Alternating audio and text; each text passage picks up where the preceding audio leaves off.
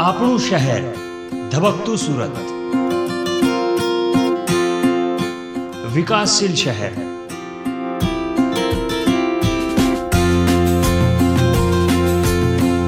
ઉદ્યોગ અને વિકાસની નગરી, ક્યારેક ચડતી ક્યારેક પડતી છે સંઘર્ષની ગાથા.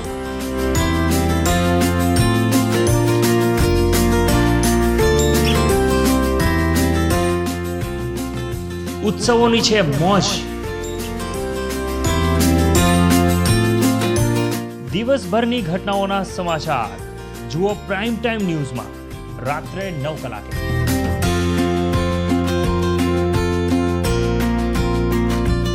નમસ્કાર દર્શક મિત્રો, આજની ચર્ચા આપણે કરીશું બજેટ પર અને આ ચર્ચા ટોટલી રહેવાની છે બજેટ પર. અને આ ચર્ચામાં આપણી સાથે જોડાયેલા છે દેવકિશનભાઈ મંગાણી કે જેઓ ફોસ્ટાના માજી પ્રમુખ છે અને હાલ સુરત સહિત દક્ષિણ ગુજરાતના ટેક્સટાઇલ ઉદ્યોગના પ્રમુખ છે. તો દેવકિશનભાઈ, આજના અમારી ચર્ચામાં આપનું સ્વાગત છે.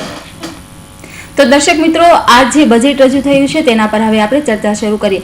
तो सबसे पहला देवकिशन जी भाई, मेरा प्रश्न ये रहेगा कि ये जो बजट हुआ है, और सबसे पहली बात तो ये है कि मोदी सरकार के समय में अरुण जेटली का तीसरा बजट है और चर्चा है इस साल सबसे महत्व की है कि जनरल और रेलवे दोनों को साथ में रजू किया है. तो सबसे पहले तो मैं ये आपसे पूछूंगी कि ये जो बजट है रेलवे और टेक्सटाइल दोनों का साथ में रिलीज हुआ है, तो क्या फायदा होता है इससे? इसमें इस बार क्या हुआ है कि रेलवे जो अपने आप में खुद बजट पेश करती थी और दूसरा एक जनरल बजट होता था, तो इसमें पहले क्या बहुत डिटेल से हर चीज को लिया जाता था. यहाँ तक कि जनरल बजट में टेक्सटाइल का भी डिटेल में डिस्कस किया जाता था. टफ की स्कीम समझाई जाती थी, कई जो सब्सिडीज दी जाती थी वो अलग से बताई जाती थी, एक्साइज वगैरह यान वगैरह का भी डिटेल दिया जाता था. इस बार दोनों मिक्स होने की वजह से, टाइम की कमी होने की वजह से कपड़ा उद्योग को एक स्पेशली स्पेसिफाई नहीं किया गया. तो लोगों को यही है कि भाई कपड़ा उद्योग के लिए क्या किया, कपड़ा उद्योग के लिए क्या किया, ये तो जब पूरा डिटेल में बजट आएगा उसमें ज़्यादा पता पड़ेगा. पर अगर कोई उन्होंने चेंज नहीं किया तो लगता है कि जैसे वो पहले था वो अभी रहेगा, क्योंकि सामने जीएसटी आने वाली है. जीएसटी आने की वजह से जो सारे अपने इंडस्ट्रीज हैं वो सब के सब जीएसटी के दायरे में आएंगे. हालांकि कपड़ा उद्योग की ये मांग है कि कपड़ा उद्योग रोटी, कपड़ा और मकान के तहत आता है, इसलिए कपड़ा उद्योग को एक बार जीएसटी से साइड में करना चाहिए या उसको इस तरह से बाईपास करना चाहिए कि व्यापारियों के ऊपर एक कर का, या अपन कहें कि कर के उलझाव में वो अपना व्यापार न भूल जाए. तो इसलिए ये वाली जो कपड़ा उद्योग के लिए अगर कहें कि वो पिक्चर अभी बाकी है. देवकिशन भाई, ये बजट की हम बात करें तो जो टेक्सटाइल उद्योग है और सबसे बड़ा माना जाता है सूरत के लिए, और सूरत क्या मतलब पूरे विश्व में टेक्सटाइल उद्योग सूरत का सबसे बड़ा माना जाता है. तो ये बजट में टेक्सटाइल के लिए क्या हुआ है, मतलब टेक्सटाइल की जो मांग थी क्या ये बजट में पूरी हुई है कि नहीं, क्या ये बजट से टेक्सटाइल उद्योग को फायदा हुआ है कि नहीं? अगर अपन जैसे नोटबंदी की बात करें, नोटबंदी के बाद कपड़ा उद्योग में काफ़ी प्रोडक्शन कट हो गया, नौकरियां गई, इस तरह की काफ़ी छोटे छोटे लोगों को भी तकलीफ आई.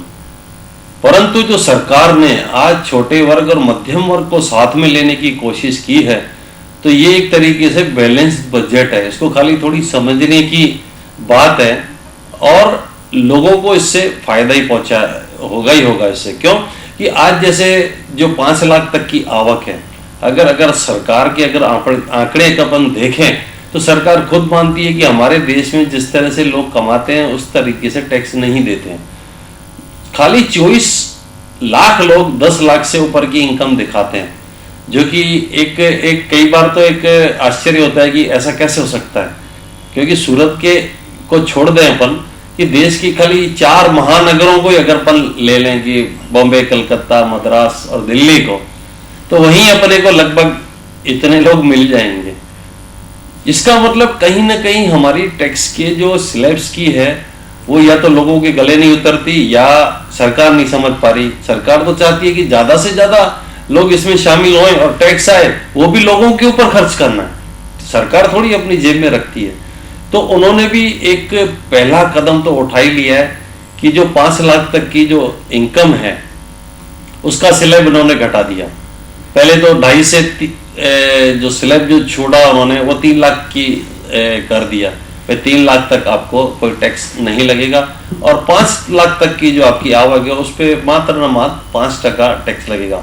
अब इसमें क्या है कि मैक्सिमम जो छोटे वर्ग के लोग हैं या कई नौकरियात लोग हैं उनको एक तरीके से बहुत जबरदस्त लाभ होगा और सरकार भी चाहती है कि ये लोग आपस में टैक्स पेयर बने, संगठित हों, इनका भी डेवलपमेंट हो, इनके भी हाथ में कुछ न कुछ आए और ये भी एक मुख्य धारा से जुड़े। तो इस तरीके से जैसे जैसे अपन आगे बढ़ते हैं तो ये एक बेनिफिट वाला प्रश्न है। हालांकि लोगों की मांग थी कि 5 से 10 लाख के बीच में 10% टैक्स होना चाहिए था। हालांकि एक प्रैक्टिकल तरीके से देखा जाए तो वो बात सही भी थी, परंतु सरकार के पास सामने ऑप्शन नहीं था, क्योंकि जब अपन को वो आंकड़े ही दिखा रही है कि 24 लाख का जो 24 लाख ही लोग हैं खाली जो 10 लाख से ऊपर की इनकम दिखाते हैं। तो एक सराहनीय शानदार कदम है सरकार का, जिन्होंने इसको एक कदम लगाया और छोटे लोगों को काफी इससे राहत मिलेगी। देवकिशन भाई, इनकम टैक्स की बात निकली है तो जो इनकम टैक्स घटाया है उससे अब टेक्सटाइल व्यापारी है उनको उसके व्यापार में किस तरह से फायदा होगा? उनको 2 तरीके से फायदा होगा। अपन अगर देखें कि 90 से 95% जो कारोबारी हैं वो छोटे ही हैं, बड़े नहीं हैं। अपन इसको माइक्रो में लेते हैं, माइक्रो, फिर स्मॉल, फिर आता है मीडियम। मीडियम से बड़े यहाँ नहीं हैं सूरत में, फिर आगे कहीं होंगे।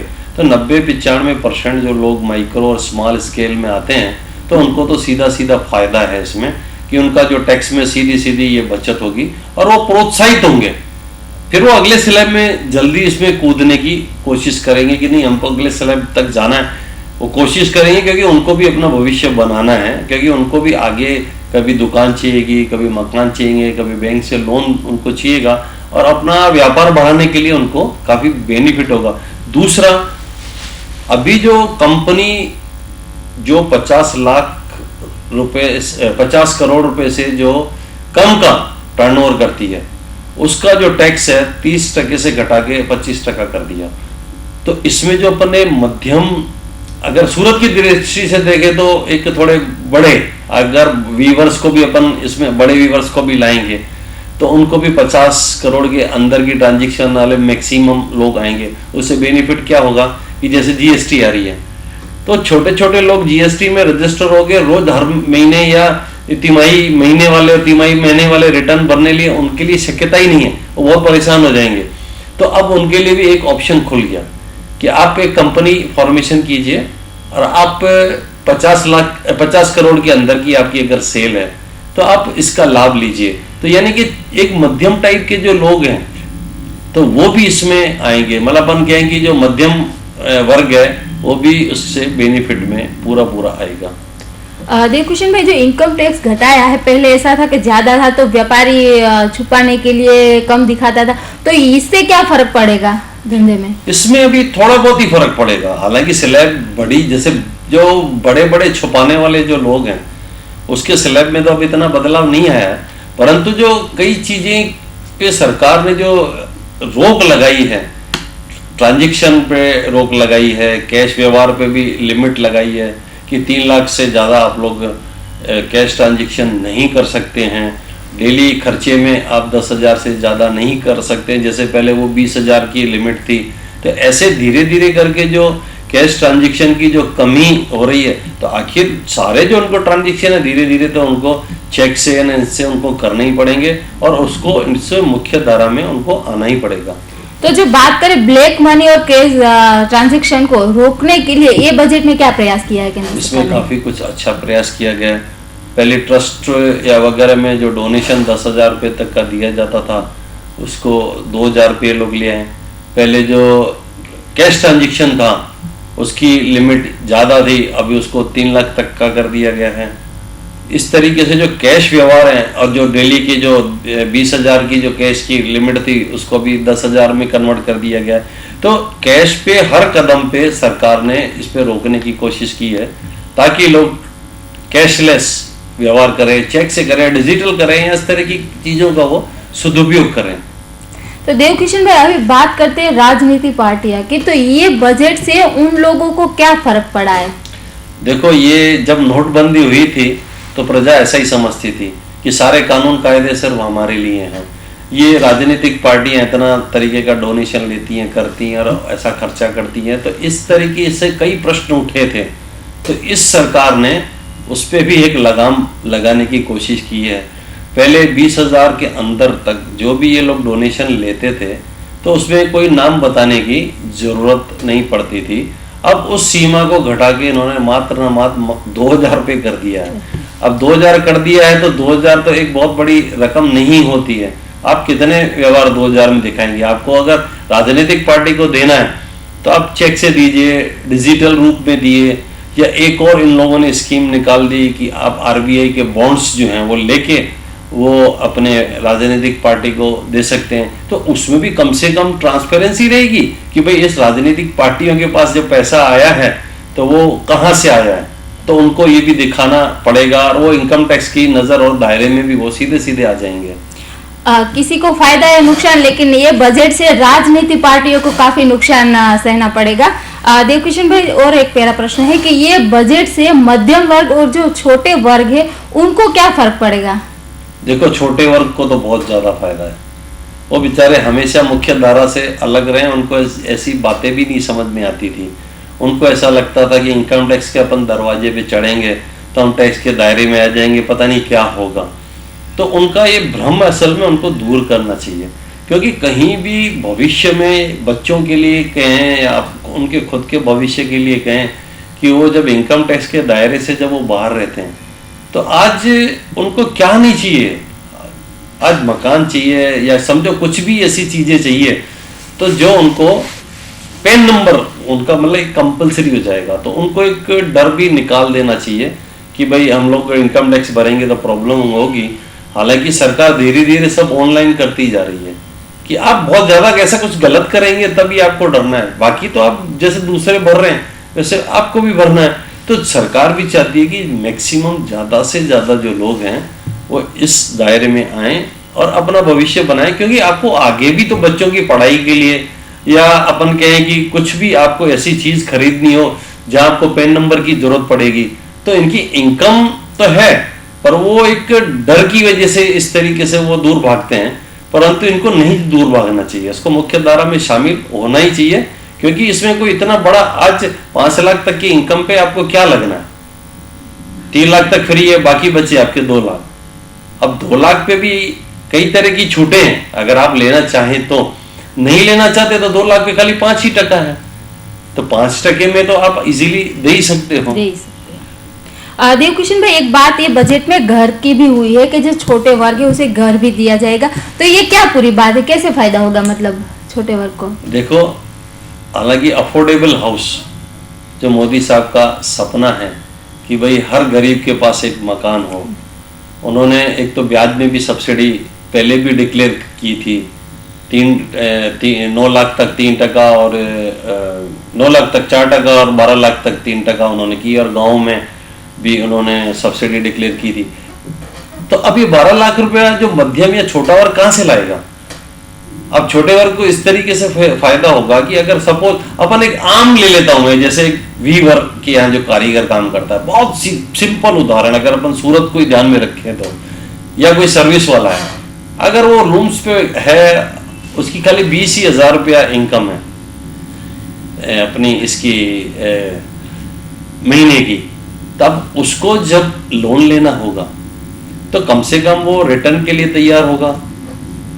कई बार वो लोग पार्ट टाइम भी करते हैं तो उनकी 30-40 तक हजार की भी इनकम हो जाती है।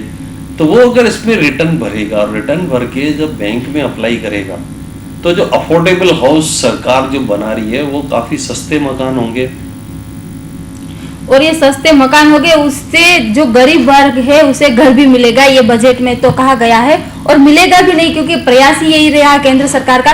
देवकिशन जी, हम बात करें डिजिटल पेमेंट की, तो जो ये ब्लैक मनी का था, नोटबंदी का था, उससे मतलब केंद्र सरकार का यही प्रयास था कि लोग डिजिटल पेमेंट की ओर बढ़े। तो ये बजट को लेके कैसा फायदा रहेगा डिजिटल पेमेंट के लिए? डिजिटल पेमेंट में जैसे लोगों को एक हमेशा डर सताता है कि ऑनलाइन में हमारे पैसे निकल जाते हैं, कर जाते हैं, इंफॉर्मेशन लीक हो जाती है। हकीकत में ऐसे रोज अपन अखबारों में भी किस्से पढ़ते हैं। तो सरकार भी चाहती है कि इसको भी धीरे धीरे फुल प्रूफ बनाया जाए। और कई जगह अपन ने देखा है कि कई प्राइवेट एजेंसियां जो हैं कि वो इस पर ट्रांजेक्शन टैक्स ले लेती हैं। तो ट्रांजेक्शन टैक्स अगर कोई देगा तो उसमें एक प्रोत्साहन नहीं मिलता है उसमें, क्योंकि जब मैं 100 रुपए की वस्तु खरीदता हूं तो मेरे को 100 का ही 69 मिलना चाहिए, क्योंकि आज तक अपन ने यही देखा है। परंतु कई कंपनियां 1-1.5% जो ट्रांजेक्शन टैक्स ले लेती हैं तो उसका मार्जिन ही 3-4% होता है, तो वो 1.5% वो ले लेगी तो पब्लिक इसके लिए तैयार नहीं होगी। तो सरकार ने एक नई जो योजना निकाली है जिसको ये भीम बोलते हैं, जो ऐप बनाया है, करीब 1.25 करोड़ लोगों ने उसको डाउनलोड भी किया है। तो लोगों में भी उत्साह है। तो वो आज एक जिस हिसाब से उसके फंक्शंस देखते हैं तो उस हिसाब से लोगों को वो सेफ दिखते हैं, जो कि वो एक थंब इम्प्रेशन से एक्टिवेट होता है, आधार और थंब इम्प्रेशन से वो एक्टिवेट होता है। तो उसमें एक चोरी और बेईमानी की शक्यता कम है। सरकारी एजेंसियों का है ट्रांजेक्शन टैक्स वगैरह में, वो तो मेरे हिसाब से शायद वो लोग प्रोत्साहन देंगे, बल्कि चार्ज तो नहीं करेंगे। तो उसमें धीरे धीरे सरकार को उसका बेनिफिट मिलेगा, पर वो स्टेप बाय स्टेप पड़ेगा। अपन कहें कि एक साथ मिले वो बहुत मुश्किल है। क्यों कि जो इकोनॉमी में 15.5 लाख करोड़ रुपए की जो आज नकदी थी उसमें सरकार 70% छोड़े, 75% छोड़े, वो सरकार के खुद की अपनी प्लानिंग है। साथ साथ इसमें ये डिजिटल भी चलाए तो नेचुरली लोग प्रोत्साहित होंगे इस तरह की, अगर उसमें ट्रांजेक्शन टैक्स नहीं लगेंगे। और सरकार को खुद पहल करनी चाहिए कि इस तरह के कार्यक्रम वो दें जिससे लोगों में तो ट्रांसपेरेंसी रहे और उनका अधिभार उसके ऊपर ना हो। मतलब कहीं ना कहीं ऐसा लगता है कि ये बजट की वजह से डिजिटल पेमेंट की ओर लोग ज्यादा बढ़ेंगे। बिल्कुल बढ़ेंगे, क्योंकि छोटे लोग अब बढ़ने ही वाले हैं। क्योंकि अब उनको जब पता चला कि 5 लाख तक की इनकम पे कुछ ऐसा विशेष हमको भरना ही नहीं आता, 5% टैक्स अगर अपन कहें, अगर वो छूट छाट नहीं लेते तो 2 लाख पे अगर 5% जोड़े तो 10 ही तो हजार हुआ। आज सरकार को अगर देते हैं तो वो भी देश हित में ही लगाने वाली है, तो उसको एक डर निकल जाएगा। अच्छा, डर निकलेगा तो अफोर्डेबल हाउस भी मिलने वाला है, क्योंकि 2019 तक सरकार ने एक घोषणा ही की है कि 1 करोड़ लोगों को देंगे। तो हर कोई अपने जो रिटर्न भर के और बिल्कुल एक लोन के लिए तैयार रहेगा, तो छोटे वर्ग को ही सबसे इसमें ज्यादा बेनिफिट इसमें पूरा दिख रहा है। देवकिशन भाई, अगर बात करें हम हीरा उद्योग की और रियल एस्टेट की, तो ये दोनों उद्योग का कहना है कि हमारे लिए कोई खास स्पेसिफिक नहीं किया है। इसका कारण सिर्फ यही है कि जब रेलवे को और जनरल बजट को ये क्लब कर दिया गया तो इन्होंने एक सेक्टर को लिया ही नहीं है। और सामने जब 2-3 महीने के बाद, मतलब अपन कहें कि 1 अप्रैल से तो बजट लागू होता है, उसके 3-4 महीने के अंदर जीएसटी आएगी। तो अभी जीएसटी की जो स्टडी चल रही है, तो ये लोग जीएसटी में किसको किस रूप में शामिल करें, तो टैक्सेशन जो भी निर्धारित होंगे वो जीएसटी के बाद ही होंगे। तो इनलिए वेट एंड वॉच वाली ये पॉलिसी अपनाए हुए हैं, क्योंकि हालांकि रियल एस्टेट को भी जबरदस्त फटका लगा हुआ है, डायमंड में भी पड़ा हुआ है, क्योंकि वैल्यूएबल आइटम्स हैं। तो सरकार तो इसको आगे जो इनका जो चर्चा विचारना होगी, इनका सब निर्धारण होगा वो जीएसटी के आधार पे इसका होगा। देवकिशन भाई, जनरल के साथ रेलवे बजट भी रजू किया है, तो जो रेलवे की हम बात करें तो रेलवे बजट को या रेलवे को इस बजट से क्या फायदा होने वाला है? रेलवे से तो हालांकि ऊपर से तो जो इतना नहीं दिख रहा है, परंतु इसमें बहुत अच्छा इन लोगों ने लिया है कि 1,31,000 करोड़ रुपया रेलवे को दिया है। और सबसे अच्छी बात है कि जो पहले रेलवे लाइन बनती ही नहीं थी, बहुत कम बनती थी, इस बार 3,500 किलोमीटर का लक्ष्य रखा गया है। क्योंकि अपन भी देखते हैं, आज हम हमारे एरिया में ही देखें, अहमदाबाद से बॉम्बे, अगर अपन मुंबई देखें, तो जब अपने आंखें खोली तभी भी 2 लाइनें थी, आज 30-40 साल के बाद भी 2 ही लाइनें हैं। तो रेलवे की लाइनें बढ़ाना बहुत जरूरी है, क्योंकि जिस हिसाब से देश की जनसंख्या बढ़ रही है, जिस हिसाब से इंडस्ट्री बढ़ रही है, देश का उत्पाद बढ़ रहा है, तो उस हिसाब से ये बहुत जरूरी था। और साथ साथ रेलवे सेफ्टी के हिसाब से भी उन्होंने बहुत फंड रखा है। 2020 तक जितने भी जो बिना आदमियों के रेलवे क्रॉसिंग फाटक थे, उनको इन लोगों ने पूरा का पूरा कंट्रोल करने का निर्णय लिया है। हाँ, ये बात सही है कि जो मानव रहित फाटक है रेलवे की उस सुरक्षा को लेके, हाँ उसमें और बजट में मतलब काफी महत्व दिया गया है। जी। और मेरा एक प्रश्न ये रहेगा, इसमें रेलवे में और भी दिया है एक्चुअल में, जैसे डिजिटल को लोगों प्रोत्साहित करने के लिए जो हम ऑनलाइन टिकट बुक कराते थे, उसमें जो सर्विस सरचार्ज जो था, जो IRCTC ले लिया करती थी, उसको उन्होंने मुक्त कर दिया है। यानी कि रेलवे टिकट पे जो अतिरिक्त पैसा डिजिटल के आधार पे लगता था, वो भी सरकार ने हटा दिया है। और एक स्वच्छ भारत के हिसाब से बायो टॉयलेट जो हैं वो भी 2019 तक करीब ये लोग कंप्लीट सब ट्रेनों में कर देंगे। और रेलवे की जो सफाई का जो है उसको भी उन्होंने कॉन्ट्रैक्टर को ऊपर रखा है कि अगर नहीं हुई तो उनको हम लोग दंडित करेंगे। तो कई चीजें उसमें भी बहुत कर रहे हैं। हालांकि लोगों को आशाएं थी कि भाई कौन सी ट्रेन चलेगी, कैसा होगा, परंतु अब क्या है कि ये असल में मात्र न मात्र खाली फाइनेंशियल बजट है, परंतु जो अलग से रेलवे की जो बोर्ड है या रेलवे मंत्रालय है, अभी वो ही तय करेगा कि रेलवे के भाड़े क्या होने चाहिए या ट्रेनें कौन सी चलनी चाहिए। इस तरीके से वो करेंगे। और रेलवे मैक्सिमम रेलवे स्टेशनों को सोलर एनर्जी में कन्वर्ट करने की बात है, वो भी एक अच्छी बात है कि बिना पॉल्यूशन की हम लोगों को जो लाइट मिलेगी, तो वो भी एक अच्छी बात है, उससे पॉल्यूशन भी कम होगा। और फ्री में अगर कहें कि वो उनको ऊर्जा भी मिलेगी। मतलब कहीं ना कहीं देखें तो रेलवे बजट की बात करें तो सुरक्षा और स्वच्छता पे काफी भार दिया गया है ये बजट में। और बात करें हम ट्रांसपोर्टेशन की, तो ये बजट से ट्रांसपोर्टेशन को क्या फायदा होने वाला है ये बजट से? हालांकि ये पहली बार एक तरीके से सरकार ने इसको जोड़ा है आपस में। इसमें अपने कहें कि पोर्ट हो गए, रेलवे हो गई और हाईवेज हो गए, उनका इंफ्रास्ट्रक्चर के लिए इन्होंने करीब 2,41,000 करोड़ का इन लोगों के लिए बजट रखा है।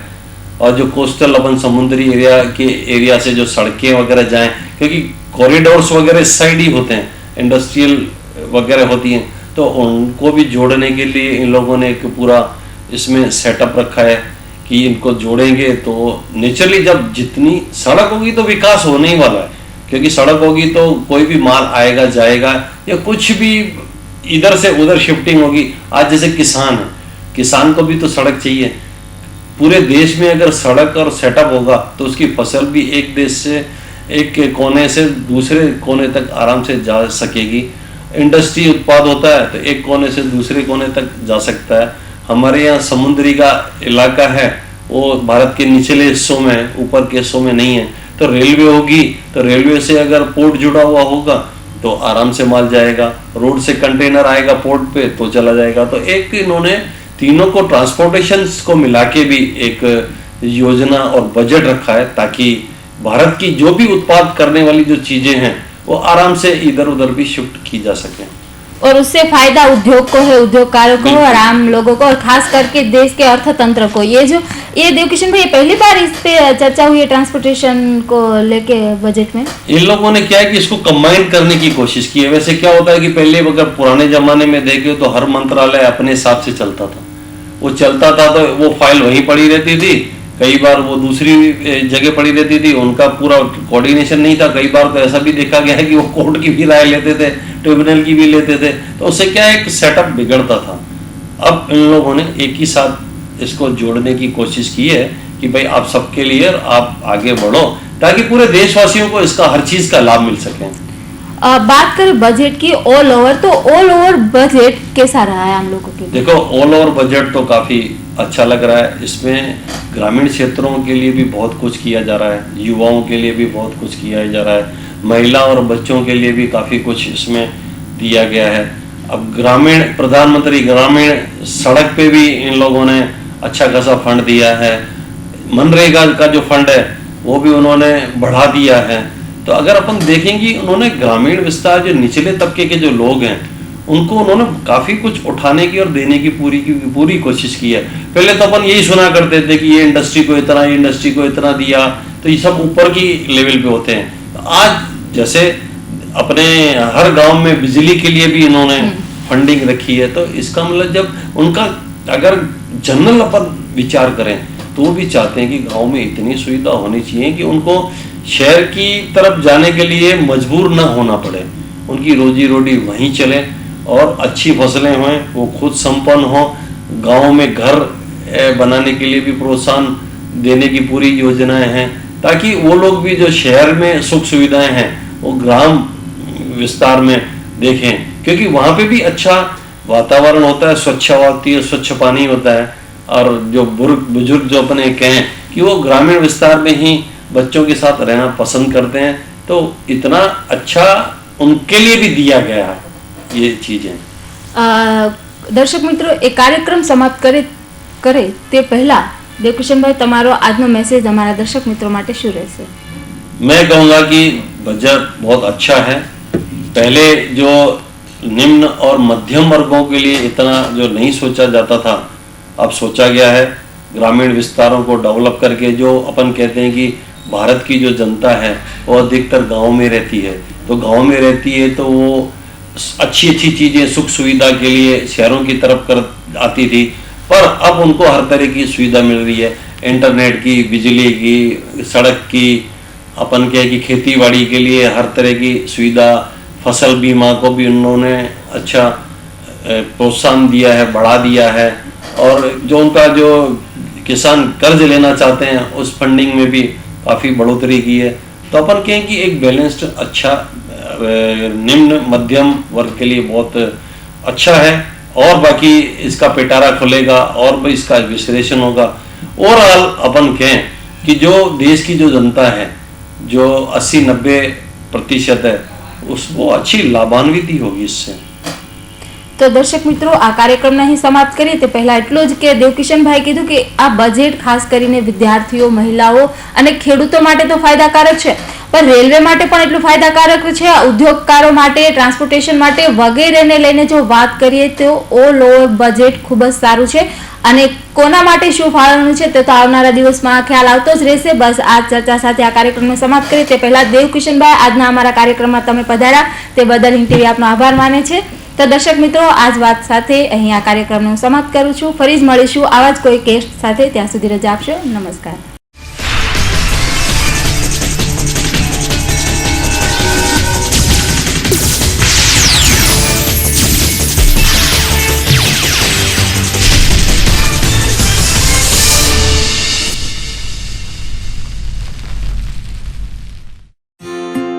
આપણું શહેર ધબકતું સુરત, વિકાસશીલ શહેર,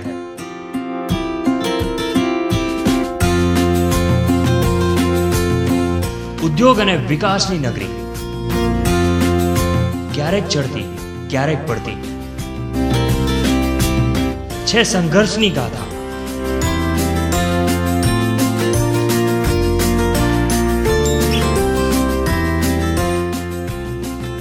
ઉત્સવોની છે મોજ, દિવસભરની ઘટનાઓના સમાચાર જુઓ પ્રાઇમ ટાઈમ ન્યૂઝમાં રાત્રે 9 કલાકે।